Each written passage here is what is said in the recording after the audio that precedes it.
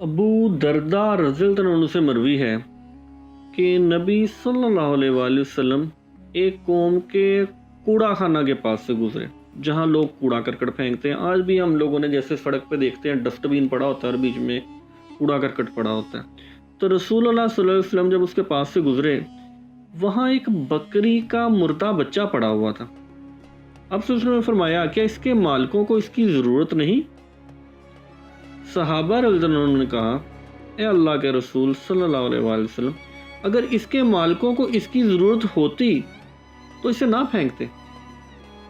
मेरे प्यारे आका सल्लल्लाहु अलैहि वसल्लम ने फरमाया, वल्लाह दुनिया अल्लाह ताला के नज़दीक इस मुर्दा बकरी के बच्चे की इसके मालिकों के पास हैसियत से भी ज़्यादा हकीर है।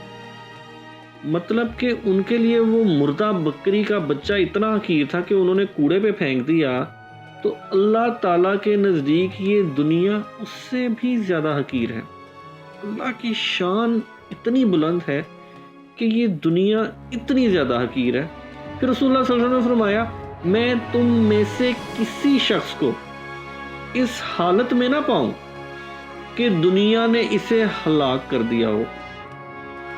मतलब रसूलुल्लाह सल्लल्लाहु अलैहि वसल्लम का कहना यह था कि ये इतनी हकीर दुनिया है, इस हकीर तरीन दुनिया को पाने के लिए आप लोग अपने अमाल ख़राब कर लेते हैं, तो किसी को ऐसा ना पाऊं जो दुनियादारी के लिए या दुनिया में कमाई की खातिर अपनी आखिरत ख़राब कर ले।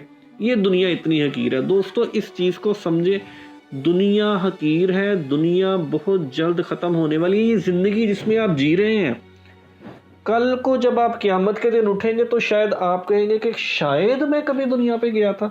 ये इतनी मुख्तसर ज़िंदगी है, और वो ज़िंदगी जो अबदी है, जो हमेशा कायम रहनी है, उसकी फ़िक्र कीजिए, उसकी फ़िक्र कीजिए। दोस्तों, अगर आप किसी गली से गुज़रते हैं जिससे आपने कभी दोबारा ना गुज़रना हो, तो आप देखिए वहाँ पे अगर कोई तोड़ फोड़ हुई है तो आपको उसकी फ़िक्र नहीं होती कि मैं यहाँ से गुज़र रहा हूँ, मैंने दोबारा यहाँ आना ही नहीं है।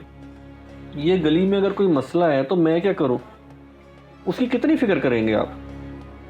तो ये दुनिया भी ऐसे ही है। रसूलुल्लाह सल्लल्लाहु अलैहि वसल्लम ने फरमाया कि दुनिया की ज़िंदगी ऐसे है कि एक मुसाफिर गुज़रता हुआ गया, उसको एक दरख्त नज़र आया, उसके नीचे एक लम्हा उसने रुक के इंतज़ार किया और सांस लेके चला गया। सिर्फ इतना वक्त है ये ज़िंदगी।